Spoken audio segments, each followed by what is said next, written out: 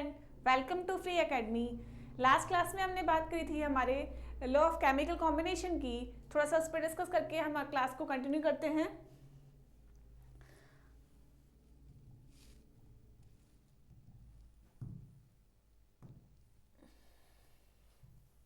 थोड़ा सा उस पर रिवाइज करके, क्योंकि उन्हीं से हम आज पढ़ने जा रहे हैं मॉडर्न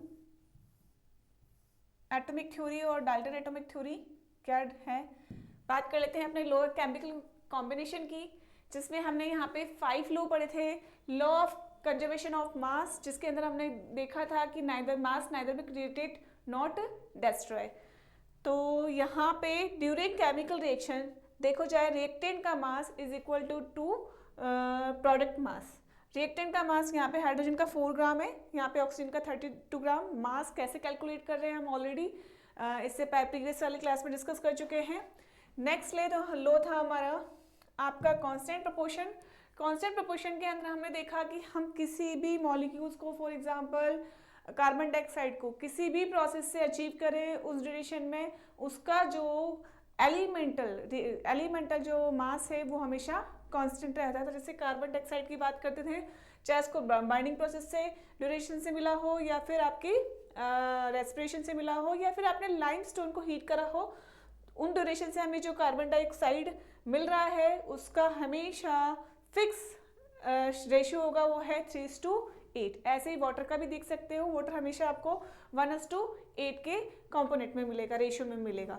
उसके बाद कांस्टेंट की बात अपन ने बात करी थी मल्टीपल प्रोपोर्शन की। देखो मल्टीपल प्रोपोर्शन में हमें क्या ध्यान रखना था, वो दो एलिमेंट थे वो ज़्यादा कंपाउंड बना थे, यानी 2 and more than 2 कंपाउंड बना रहे थे। यानी यहाँ पे हम हाइड्रोजन ऑक्सीजन की बात करें तो हाइड्रोजन ऑक्सीजन हमारा वाटर भी बना रहा है, और हाइड्रोजन ऑक्सीजन मिलके हमारा हाइड्रोजन पेरोक्साइड भी मिल रहा है। अब इसमें बात करते हैं जो फिक्स एलिमेंट है, जैसे हाइड्रोजन एलिमेंट फिक्स है, उसका जो मास है वो तो फिक्स है, उसकी बात नहीं कर रहे हैं। यहाँ पे बात कर रहे हैं हम ऑक्सीजन की। जो वाटर के अंदर ऑक्सीजन प्रेजेंट था और एक हाइड्रोजन पेरोक्साइड के अंदर ऑक्सीजन प्रेजेंट था, उन दोनों की रेशियो की बात करें तो वो भी हमेशा फिक्स होता है। इसका सबसे अच्छा एग्जाम्पल आप देख सकते हो कि यहाँ पे नाइट्रोजन के जो है ऑक्सीजन के मिला के 5 ऑक्साइड मिलते हैं, nitrogen oxide, nitric oxide, nitrogen trioxide, nitrogen tetroxide और नाइट्रोजन पेंटॉक्साइड।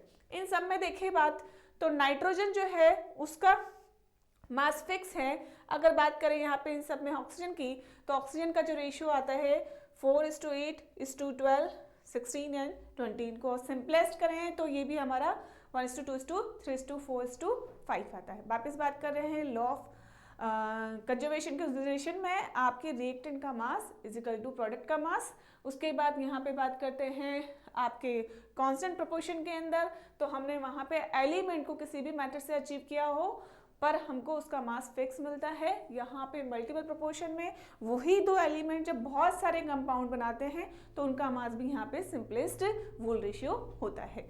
नेक्स्ट बात कर लेते हैं, ये हमारा थर्ड लॉ था, कांस्टेंट मल्टीपल हो गया। उसके बाद करते हैं लॉ ऑफ रेसिकल प्रोपोर्शन। ये थोड़ा सा टफ लगता है बच्चों को। देखो इसमें कुछ भी बात नहीं है, इसके अंदर क्या हो रहा है कि 3 एलिमेंट्स है, वो आपस में मिलके भी कुछ कंपाउंड बनाते हैं और इंडिविजुअल सेपरेटली भी कंपाउंड बनाते हैं। जैसे मैं हाइड्रोजन की बात करूं तो हाइड्रोजन और सल्फर आपस में मिलके भी H2S बना रहे हैं, और यहाँ पे हाइड्रोजन की ऑक्सीजन से बात करूं तो ये सेपरेटली आपस में क्या कर रहे हैं, H2O बना रहे हैं। और इन दोनों की सेपरेटली बात करूं तो ये आपका SO2 भी बनाता है और SO3 भी बनाता है। हम SO2 के केस में देख लेते हैं। यहाँ पे बात करी, एक मिनट, यहाँ पे आपका ठीक है, यहाँ पे क्या हुआ, ये हाइड्रोजन फिक्स है। पहले इनके रेशियो को देखते हैं, एक तो सल्फर के और ऑक्सीजन के। सल्फर की बात करें तो सल्फर का एटॉमिक नंबर आप जानते हो 16 है, 16×2 और कितने सल्फर है 2, तो कितना हो गया 64। वहीं पे ऑक्सीजन की बात करें तो एक ऑक्सीजन का एटॉमिक नंबर 8, 8×2 और 16×2 इन दोनों की रेशियो की बात करें तो ये आपका जो कितना आ रहा था इन दोनों की, तो ये आपका आ रहा है 2:1। क्लियर है। वहीं पे बात कर रहे हैं इस ऑक्सीजन की, तो इस ऑक्सीजन में उस सल्फर की बात करते हैं तो यहाँ पे आपका ये है, देखो सल्फर है वापस आपका 16, 16 टू द 32, तो इसका एक सल्फर को 2 ऑक्सीजन हो गए तो कितना हो गया 64। और यहीं पे आपका इस 2 ऑक्सीजन का 1 ऑक्सीजन का कितना है यहाँ पे 64। इनके रेशियो की बात करें तो ये कितना आ रहा है 1:1। जब ये सेपरेटली कंबाइंड हो रहे थे तब इनके मास का रेशियो लिया, फिर आपस में जब कंबाइंड हो रहे थे तब इनका रेशियो लिया। दोनों के रेशियो को वापस से हमने देखा तो वो भी जो रेशियो आ रहा है वो भी क्या है हमारा simplest multiple of each other. Clear है? यानी यहाँ पे पूरी बात करूँ तो when two different element combined separately with a fix mass of third element and the ratio which they do so will be same, या तो सेम होगा या फिर sometimes simple multiple of the ratio which is they combined to each other. यानी ये तो या तो सिंपल होगा या फिर इन्हीं का ही मल्टीपल होगा। ठीक है, अब बात करते हैं हमारे last Gay Lussac law of combination of volume. देखो यहाँ पे कॉम्बिनेशन की बात हो रही है हमारे वॉल्यूम की। फर्स्ट जो 4th लॉ थे वो सारे रिलेटेड टू मास से, यहाँ पे बात है हमारे वॉल्यूम की। तो वॉल्यूम में हम देखते हैं कि कोई भी केमिकल रिएक्शंस हैं तो उसके ड्यूरेशन में रिएक्टेंट का जो वॉल्यूम है और प्रोडक्ट का वॉल्यूम है वो भी एक सिंपलेस्ट वूल रेशियो होता है। जैसे बात कर लेते हैं हम यहाँ पे प्रोडक्शन ऑफ HCl की, तो उस ड्यूरेशन में हम हाइड्रोजन जो ले रहे हैं उसका 1 वॉल्यूम और क्लोरीन ले रहे हैं उसका 1 वॉल्यूम और जो हमें मिल रहा है वो 2 वॉल्यूम। तो इनका रेशियो अगर देखा जाए तो 1:2। ठीक है, उसके बाद बात करते हैं प्रोडक्शन ऑफ यानी वाटर की रिएक्शंस के अंदर, तो देखेंगे 2:1:1, तो यानी इसका सिंपलेस्ट रेशियो हो गया 2:1:2। ठीक है, ऐसा ही है आपकी अमोनिया प्रोसेस है जिसे हम हैबर प्रोसेस से जानते हैं। तो यहाँ पे नाइट्रोजन ले रहे हैं 1 वॉल्यूम, ऑक्सीजन ले रहे हैं हम यहाँ पे 1 मिनट, यहाँ पे ध्यान रखोगे 3H2 ये नहीं है, तो यहाँ पे हाइड्रोजन का ले रहे हैं 3 वॉल्यूम और हमें अमोनिया मिल रही है 2 वॉल्यूम। क्लियर है? यहाँ पे ये हाइड्रोजन नहीं, ऑक्सीजन नहीं है, हाइड्रोजन है। तो यहाँ पे अगर इनकी रेशियो की बात करें तो ये रेशियो भी क्या हो गया 1:3:2। क्लियर है? ये है गैलुसेक बोलता है। आगे जाके इसी को हम देखेंगे वॉल्यूम और मॉलिक्यूल्स और मोल्स। यहाँ पे जो हमारा नया न्यू कॉन्सेप्ट आएगा उसमें हम एवोगाड्रो कॉन्सेप्ट की बात करते हैं। देखते हैं इसके आगे हमारा ये है नेक्स्ट। पहले हम डाल्टन एटॉमिक थ्योरी की बात कर लेते हैं। तो डाल्टन एटॉमिक थ्योरी में हमारे जितने भी केमिकल लॉ अभी अब तक हमने 5 लॉ पढ़े हैं, तो उसके उनको किसने जॉर्ज डाल्टन इनको सबको मिला के एक एटॉमिक थ्योरी दी। यानी मैं कहूँ कि इनका जो है जस्टिफिकेशन, जितने भी 5 लॉ पढ़े हैं उनका जस्टिफिकेशन ही मिला के उन्होंने सिंपलेस्ट वे में एक अपनी थ्योरी डेवलप करी है, जिसमें हम देखते हैं कि all the matter is made of very small particles called atoms. ठीक है, यानी ये जितने भी मैटर्स की भी बात करी तो यहाँ पे सबसे इनका स्मॉलेस्ट यूनिट क्या होती है एटम, जिसे the atom is neither created और नॉट डिस्ट्रॉय। जानते हो आप ये सभी। उसके बाद बात करते हैं कि कोई भी केमिकल रिएक्शन है उसमें कौन पार्टिसिपेट कर रहा है, स्मॉलेस्ट यूनिट जो है वो पार्टिसिपेट करती है एटम की। हालांकि इसको अभी इस बात और देखेंगे। फिर कह रहा है कि 2 and more than 2 elements combined in fixed ratio by mass is called compound. ये कंपाउंड के डेफिनेशन में ऑलरेडी पढ़ चुके हैं, उसी को एज इट इज यहाँ पे इसने थ्योरी में डाला है। उसके बाद है number and kind of atom is given compound is fix. जैसे हम बात कर रहे हैं ये हमारा कंपाउंड है वाटर, तो इसके अंदर जो नंबर है और काइंड जो है कितने टाइप के होंगे। जैसे हाइड्रोजन होगा वो कितने नंबर होंगे 2 और ऑक्सीजन कितना होगा 1, ये फिक्स्ड है। जैसे बात करें मेथेन की तो कार्बन कितना है 1 और हाइड्रोजन कितने हैं 4। यानी इनका मास तो फिक्स होता ही, हमने मास कंजर्वेशन में देखा है। तो वहीं से डिसाइड होता है कि यहाँ पे क्या हो रहा है हमारा फिक्स है। चलें आगे।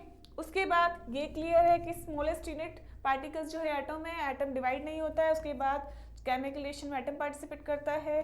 2 and more than 2 element combined fix ratio by mass is compound. Last है कि नंबर और काइंड फिक्स होते हैं। ऑल द एटम्स, ये इंपॉर्टेंट बात है, आप ध्यान रखना, all the atoms of same element are identical in the all respect, चाहे उनका मास हो, शेप हो, साइज हो। जैसे एग्जाम्पल की बात करें तो ये आपका हाइड्रोजन सेम एलिमेंट है, उसके अंदर हाइड्रोजन में कौन मिले हैं H2 जैसे हैं तो यहाँ पे कौन है, एक हाइड्रोजन एलिमेंट और ये दोनों क्या है, ये सेम है, तो इनका जो मास होगा वो भी सेम होगा, इनका साइज होगा वो भी सेम, और इसका जो शेप होगा वो भी सेम। क्लियर है, ये बात करता है। लेकिन नेक्स्ट है कि अगर डिफरेंट एलिमेंट है किसमें, are different are respect. For example जैसे मान लो है H2O, आपको पता है यहाँ पे डिफरेंट कंपाउंड में कौन है, एक तो हाइड्रोजन है और एक ऑक्सीजन है, तो इनका साइज बोल दो, इनका शेप बोल दो, ये भी क्या होगा अपने आप में, और मास क्या होगा, डिफरेंट होगा। क्या ये बात क्लियर हुई है? चलिए आगे वापस से ध्यान रखना, सेम एलिमेंट है, identical in all respect, mass same, सब कुछ सेम, लेकिन ये अपने आप में फुलफिल नहीं है। आगे इसके ड्रॉबैक में देखेंगे, इसकी लिमिटेशंस में देखेंगे। उसके बाद बात करेंगे यहाँ पे जो डिफरेंट एलिमेंट है उनका जो साइज है वो हमेशा डिफरेंट होगा, शेप होगा, लेकिन कभी कभी ये सेम होता है। लेकिन हम यहाँ तक इतना जानते हैं कि ये आपको एज इट इज लर्न करने हैं डाल्टन एटॉमिक थ्योरी में। यहाँ तक इतनी ही बात करी। जैसे आपके हाइड्रोजन ऑक्सीजन की बात करें तो H2 डिफरेंट मॉलिक्यूल्स हैं, तो यहाँ पे अपन डिफरेंट देख चुके हैं। आगे चलते हैं। इसके बाद है limitation of Dalton atomic theory. देखो फर्स्ट जो हमारा था कि atom neither be created not destroy, यहाँ तक ठीक है, लेकिन हम देखे जाए कि वहाँ पे बोला था कि इनडिविजिबल, लेकिन हम जानते हैं आगे जब जे थॉमसन ने इलेक्ट्रॉन की डिस्कवरी करी तो हम देखते हैं कि इलेक्ट्रॉन, प्रोटॉन, न्यूट्रॉन, हम सबसे पहले उन्हीं को जानते हैं, तो वहाँ देखा जाएगा इसके सब एटॉमिक पार्टिकल्स हैं। लेकिन यानी कहने का मतलब कि लॉन्ग टाइम तक ये थ्योरी सक्सेस नहीं रही, क्योंकि हम जानते हैं कि इसके सब एटॉमिक पार्ट मिलते हैं। उसके बाद है कि यहाँ पे केमिकल कॉम्बिनेशन जो है उसको लो को नहीं एक्सप्लेन कर पाए, but fail explain to low gases volume. यहाँ पे मास वाले तो समझा पाया कि भाई वो केमिकल कॉम्बिनेशन की बात करी थी उसने कि 2 and more than 2 combined element combined fix ratio by मास, लेकिन यहाँ पे वॉल्यूम का जो गैलुसेक लॉ है उसको एक्सप्लेन नहीं कर पाई। उसके बाद करते हैं कि ये जो बनते हैं बॉन्ड, जो आपके कंपाउंड बनते हैं वो कैसे बनते हैं और क्यों बनते हैं, उसके बाद में भी ज़्यादा डिटेल में डिस्कशन नहीं हुआ। लास्ट जो है 2 टॉपिक हमारे लास्ट में थे कि अभी हमने एक बात करते कि जितने भी सेम एलिमेंट्स हैं उनके मास, उनका साइज, उनका शेप सेम होगा, लेकिन यहाँ जाके एक टर्म्स पढ़ते हैं isotopes. What is isotopes? Isotopes से याद रखना, देखो टॉप की बात है आइसोबार और आइसोटॉप्स, उसके बाद वापस जाएंगे हम। आइसोटॉप को पहले ध्यान रखना, आइसोबार को सॉरी, आइसोबार्स, बार्स मतलब पावर एक तरह से, तो जिसकी पावर आइसो मतलब सेम है, उस जिसकी पावर सेम हो देखा जाएगा। तो यहाँ पे है आपका आर्गन जिसका कितना है एटॉमिक मास 40, और यहाँ पे है आपका कैल्शियम जिसका एटॉमिक मास क्या है 40।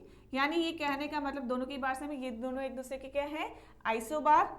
और वहीं पे हम बात करते हैं आइसोटॉप्स की, तो हाइड्रोजन के केस में देख लेते हैं। देखो इनका एटॉमिक नंबर तो सेम है, इनका मास डिफरेंट होता है, यानी अब बार चेंज हो गया, यहाँ पे इनकी नीचे एटॉमिक नंबर सेम और आपके इनका जो बार है अब वो चेंज हो गया, तो ये क्या हो गए आइसोटॉप। ठीक है, अब जैसे ये वहाँ पे मैं बात कर रही हूँ कि ये कहने का मतलब है कि आइसोटॉप के अंदर जो है हम देखते हैं हाइड्रोजन ही है। हाइड्रोजन में आपके 3 आइसोटॉप मिलते हैं, हाइड्रोजन, ड्यूटेरियम और ट्रिटियम। तो यहाँ पे हम देखे जाते हैं कि तीनों के जो मासेस हैं वो डिफरेंट है, जबकि हमने डाल्टन एटॉमिक थ्योरी में क्या पढ़ा था कि इनके जो मासेस होते हैं सेम एलिमेंट के मासेस क्या होते हैं सेम होते हैं, लेकिन यहाँ के केस में हमें डिफरेंट है। यानी यहाँ कह सकते हैं according to this theory atom element है same masses but isotopes is not true. ऐसे ही आपका एक आइसोटॉप्स मिलता है क्लोरीन 35 एंड क्लोरीन 37, इनके मासेस भी डिफरेंट हैं। वहीं पे दूसरा एक्सपेक्ट पढ़ा था अपन ने कि जो डिफरेंट एलिमेंट हैं उनके क्या मासेस भी क्या होंगे डिफरेंट होंगे, लेकिन आइसोबार के केसेस में हमने देखा कि यहाँ पे डिफरेंट एलिमेंट होने के बावजूद भी इनके मासेस क्या हो गए सेम हो गए। क्लियर है, ये लिमिटेशंस हो गई। हालांकि इन पॉइंट्स को मिला के ही हमारी मॉडर्न एटॉमिक थ्योरी, यानी जो जो कमियां आपकी लिमिटेशंस इसके अंदर रह गई हैं उन्हीं को बाइंड अप करके, उन्हीं को फुलफिल करके यहाँ पे एक न्यू आपकी थ्योरी डेवलप होती है जिसे हम जानते हैं मॉडर्न एटॉमिक थ्योरी। क्या हुआ इसका, बात करते हैं एक्सपेरिमेंट और जे जे थॉमसन से इलेक्ट्रॉन की डिस्कवरी हो चुकी थी, रदरफोर्ड से न्यूक्लियस की हो सकती है, नील्स बोर ने बोर मॉडल दे दिया, इन सब का मिलके आपकी न्यू एटॉमिक थ्योरी दी। कुछ नहीं है, जो कॉन्सेप्ट आपके डाल्टन एटॉमिक थ्योरी में थे और उन्हीं से रिलेटेड कॉन्सेप्ट थे उन्हीं को मर्ज करके लिखा है। जैसे फॉर एग्जांपल बात करते हैं, atom is not longer considered to be individual, is made up of the sub atomic particles is known as electron, proton और न्यूट्रॉन। यहीं पर डाल्टन ने सिर्फ आपको बोला था एटम इज इंडिविजिबल। क्लियर है। वहीं पे बात करते हैं, दूसरा था कि यहाँ पे सम एलिमेंट जो हैं, कुछ एलिमेंट्स हैं, उन वो सारे सेम एलिमेंट सारे एक्सपेक्ट में सेम नहीं हो सकते, वो क्या हो सकते हैं, डिफरेंट भी हो सकते हैं। जैसे हाइड्रोजन के केस में हमने देखा, जो हमारे क्या हैं आइसोटॉप्स, यानी कहने का मतलब उनके मासेस सेम हो उनके मासेस डिफरेंट हो सकते हैं। वहीं पे डिफरेंट एलिमेंट का एटॉमिक थ्योरी में क्या था, डिफरेंट एटॉमिक एलिमेंट्स थे, उनके मासेस डिफरेंट होते थे। लेकिन हमने आइसोबार के केसेस में देखा तो इसने उसी टॉपिक को ऐड करके बोल दिया कि यहाँ पे सेम भी हो सकते हैं। तो इसमें हम आर्गन और कैल्शियम की बात करते हैं। फिर है atom is the smallest unit that take part in chemical reaction, इसमें कोई चेंजेस नहीं है, ये हमने डाल्टन एटॉमिक थ्योरी में भी पढ़ा था और मॉडर्न में भी पढ़ा था। उसके बाद the ratio in which the different atom combined may be fixed. देखो जो रेशियो है वो मैंने बोला कि किसी भी कंपाउंड का रेशियो फिक्स होता है, इंटीग्रल होता है, but may not always simple, हमेशा सिंपल नहीं होता।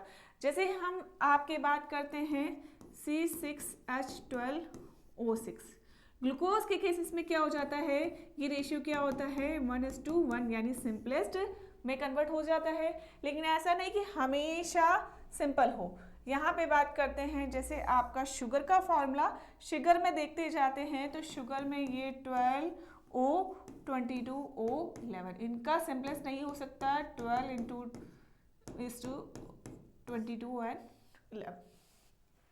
क्लियर है, ये पॉइंट क्लियर हुआ। आगे चले, the mass of atom can be change into energy, हम मास जो है उसका एनर्जी में कन्वर्जन होता है। आगे हम न्यूक्लियर रिएक्शंस जो भी हैं वहाँ पे आपको ये बात क्लियर होगी। जैसे आइंस्टीन की इक्वेशन है E=mc², E जो है हमारा एनर्जी, m मास और वेलोसिटी ऑफ लाइट c हमारा है। यहाँ पे देखा जाएगा mass and energy are interconvertible, thus the atom is no longer indestructible. However, during the chemical reaction, atom remain unchanged. जैसे मैंने जो बात करी थी आपकी, वो यहाँ पे देखते हैं कि रेडिएशन के ड्यूरेशन में आप जानते हो रेडिएशन 2 टाइप्स की होती है, वेव फॉर्म में और पार्टिकल्स फॉर्म में। तो यहाँ पे हम अल्फा बीटा पार्टिकल्स की फॉर्म में बात करते हैं। तो ये जब देखा जाए कि आपका नाइट्रोजन है जो आपका एलिमेंट है, इसमें आपके अल्फा ऐड करते हैं तो आपका कौन सा एलिमेंट बनता है, हाइड्रोजन। यानी कहने का मतलब यहाँ पे मास ऐड हो गया है। क्लियर है, यानी एक एलिमेंट जरूरी नहीं है कि वो लॉन्गर एक ही रहे, वो कन्वर्ट भी हो सकता है अल्फा बीटा पार्टिकल्स के एडिशन से या उनके इमिशन से। यहाँ तक कि हमारे सारे के सारे लो atomic theory, modern atomic theory clear होती है। अब मैं बात करती हूँ आपके इसी गैलोसिक लॉ को ही आगे देखा जाता है हमारे एवोगाड्रो प्रिंसिपल या हाइपोथेसिस की बात करते हैं। तो एवोगाड्रो हाइपोथेसिस एंड इसके एप्लीकेशन की बात करें तो सबसे पहले while trying to correlate Gay Lussac law, gases volume and Dalton atomic theory, हम अभी गैलोसिक लॉ को क्लियर कर चुके हैं, डाल्टन एटॉमिक थ्योरी क्लियर कर चुके हैं।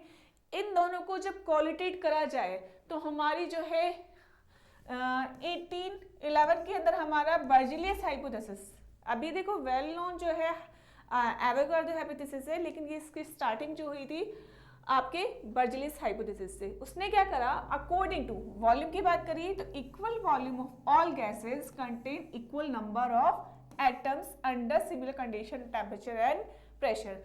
इतना सा ध्यान रखना कि वहां पे बर्जीलियस ने सबसे स्मॉलेस्ट यूनिट किसको माना, एटम्स को। फिर हम बात करते हैं एवोगाड्रो बोलता है कि smallest particle of gases which have independent existence, यानी अगर गैसेस की मॉलिक्यूल की बात करती हूँ तो वहाँ पे कोई भी एटम्स जो है एग्जिस्ट फॉर्म में नहीं होता है, वहाँ की जो स्मॉलेस्ट कोई भी गैस है वो मॉलिक्यूल फॉर्म में एग्जिस्ट करती है। तो जब हम गैसेस की बात करते हैं गैलोसिक को और डाल्टन एटॉमिक थ्योरी को, तो यहाँ हम सिर्फ एटम्स की जगह क्या टर्म्स यूज करता है एवोगाड्रो, मॉलिक्यूल्स, बस इतना सा ध्यान रखना है। वापस से equal volume of all gases contain the equal number of molecules under similar condition temperature and pressure. ठीक है, यानी आपका यहाँ पे ये आपका एवोगाड्रो लॉ क्लियर होता है। एवोगाड्रो मैं कहूँ कि एक तरह से हाइपोथेसिस है, एवोगाड्रो ने खुद ने नहीं किया है, उसने ये बात बताई थी, उसके अकॉर्डिंग फिर अब आजकल की थ्योरी मानी जाती है। उसके बाद बात करते हैं कि क्या है इसके अकॉर्डिंग वॉल्यूम डायरेक्टली प्रोपोर्शनल कितना है नंबर ऑफ मॉलिक्यूल्स की, इसी से निकल के आता है ये आपका यहाँ पे volume directly proportional to molecules, Avogadro principle से निकल के आता है। तो मैं अगर किसी केमिकल रिएक्शन की बात करूं, जैसे फॉर्मेशन ऑफ हाइड्रोजन क्लोराइड, यहाँ पे हमें पता है कि यहाँ पे 1 वॉल्यूम, यहाँ पे आपका 1 वॉल्यूम जाके कितना 2 वॉल्यूम, जिसमें हमने गैलुसेक के अंदर इनका रेशियो सिंपलेस्ट रेशियो देखा था 1:1:2। क्लियर है? तो गैलुसेक के अकॉर्डिंग वॉल्यूम था, अब एवोगाड्रो में उस वॉल्यूम इक्वल वॉल्यूम में कितने कंटेन करते हैं, इक्वल ही मॉलिक्यूल्स, यानी इसको हम मॉलिक्यूल्स कह सकते हैं। ठीक है, अभी नया इसी के आगे हम देखो एक और नया कॉन्सेप्ट देखेंगे जिसमें हमें स्टाइकोमेट्री जो है वहाँ पे मोल्स, वॉल्यूम, मास तीनों चीज़ें एक साथ कैलकुलेट किया जाती है, जिसमें हेल्प मिलती है हमारे मोल कॉन्सेप्ट की। अब हमारे इसके आप देख सकते हैं इसका थोड़ा सा एवोगाड्रो का एप्लीकेशन पार्ट, यानी कुल मिला के ये एवोगाड्रो प्रिंसिपल की जैसे ही हमें नॉलेज हुई तो उससे हमें क्या क्या हेल्प मिल गई। It give the clear definition of atom और मॉलिक्यूल्स। देखो हम बर्जिलियस की बात करें तो वहाँ पे उसने एटम की बात करी थी, और यहाँ पे एवोगाड्रो के अंदर मॉलिक्यूल्स की, क्योंकि गैसेस मॉलिक्यूल्स के अंदर जो एग्जिस्टेंस जो है वो मॉलिक्यूल है ना कि एटम है। ठीक है, उसके बाद यहाँ पे हम एवोगाड्रो प्रिंसिपल के सपोर्ट से ही हम एटोमिसिटी, किसी भी एलिमेंट्री गैसेस की एटोमिसिटी निकाल सकते हैं। जैसे हम एटोमिसिटी की बात करें तो O2 गैस है, उसकी एटोमिसिटी कितनी होती है 2, और बहुत सारी गैसेस है जिनके अलग अलग हम निकाल सकते हैं। जैसे यहाँ पे बात करें atomicity is the number of atom present in the 1 molecule of substance, कोई सा भी एक मॉलिक्यूल इसमें कितने एटम है। वैसे भी आज के टाइम में आप जानते हो कि O2 है, 2 एटम्स है ऑक्सीजन के, आपके जो है नाइट्रोजन है N2 है उसमें भी 2 है, हाइड्रोजन है उसमें भी 2 है, यानी कितने एटम्स है, बस सिंपल सी बात है। दूसरा हमें तीसरा ये है आपका रिलेशनशिप बिटवीन वेपर डेंसिटी, ये बहुत इंपॉर्टेंट है, इसकी छोटी छोटी सी न्यूमेरिकल्स आपके मिलते हैं। Vapour density and molar mass के बीच में क्या होता है, molar mass is equal to 2 into vapour density, ये ध्यान रखना आप इसको। यानी मैं अगर यहाँ से वेपर डेंसिटी भी निकालना चाहूँ, वेपर डेंसिटी क्या हो जाएगी आपकी मोलर मास डिवाइड बाय 2।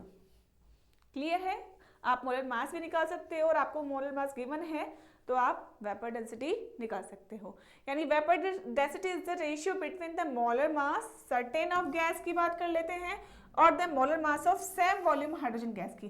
किसी की भी वेपर डेंसिटी की बात करें तो mass of n molecules of gas, n molecules मतलब उसके मॉलिक्यूल्स उस गैस में कितने हैं, और उसका ही हम उससे कोरिलेट करते हैं हाइड्रोजन के मोल्स की। जैसे देखा जाए ये आपका it help to determine relationship between mass and volume की ही बात कर रहे हैं। तो मोलर मास क्या आया था अपना 2 into vapour pressure, vapour density. Vapour density अभी हमने देखी मास ऑफ 1 लीटर, वहां पे हम बात करते हैं मोल ऑफ n मॉलिक्यूल्स। हम जानते हैं कि गैलुसेक के अकॉर्डिंग हम क्या बात करते हैं, वॉल्यूम की बात करते हैं, एवोगाड्रो के उसको ही मॉलिक्यूल्स में। यानी मैं यहाँ पे 1 मॉलिक्यूल की जगह 1 लीटर ऑफ सर्टेन गैस ले लूँ, यहाँ पे क्या हो गया एसटीपी पे, और यहाँ पे molar mass of litre of STP, इसको आप हटा दो। क्लियर है?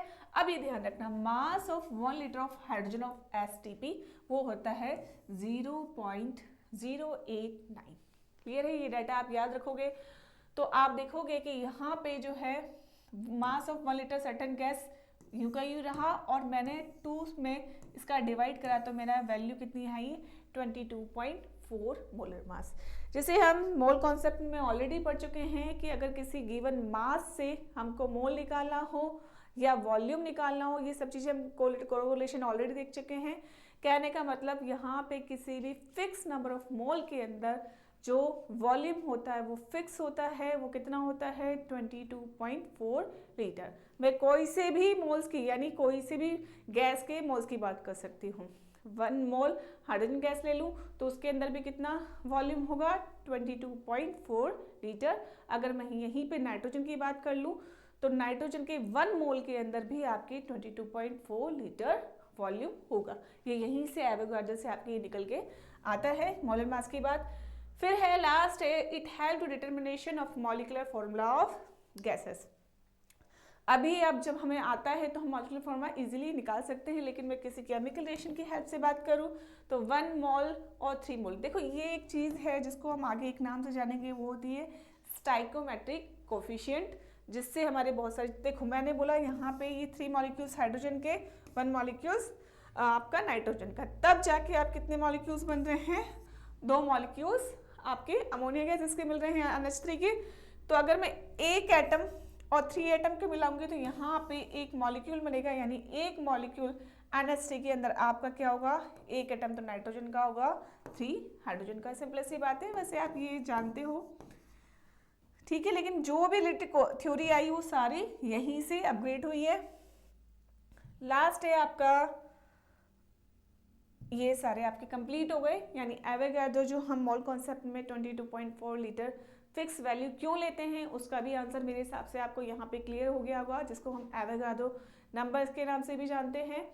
यहाँ पे एक मोल में वॉल्यूम 22.4 लीटर, उसके बाद वहीं पे एक मोल के अंदर अगर पार्टिकल्स की बात करें तो 6.022 इंटू 10 की पावर 23 जो है वहाँ पे नंबर्स ऑफ पार्टिकल्स होते हैं, वह भी जिसे हम एवोगाड्रो नंबर बोलते हैं, वो भी आपके यहाँ से निकल के थे।